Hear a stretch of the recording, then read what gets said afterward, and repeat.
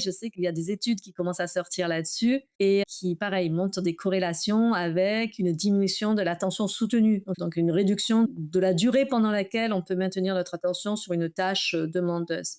Alors en temps normal, c'est une demi-heure, hein, même chez un sujet classique, on va dire. Et là, a priori, il y a des études qui montrent que ça diminue.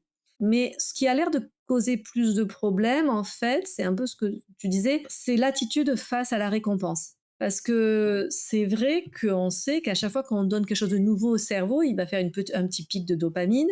Donc il active en fait le circuit de la récompense, hein. Notre cerveau, il aime la nouveauté, il aime explorer en fait. Donc il aime quand on lui donne quelque chose de nouveau. Et à force donc d'être gavé à des pics de dopamine, c'est vrai qu'on commence à se poser la question de savoir ben, est-ce que ça peut aussi un impact sur le fait que quand on doit faire des tâches monotones qui durent plus longtemps, on n'a pas ces pics de dopamine. Donc, est-ce qu'en gros, le cerveau, il va pas avoir plus de mal à faire une tâche longue, pas juste pour un problème attentionnel, mais aussi parce qu'il a pas de, il a plus de shoot de dopamine. Alors, c'est des petits shoots, faut pas exagérer, hein, on n'est pas drogué, hein, c'est pas.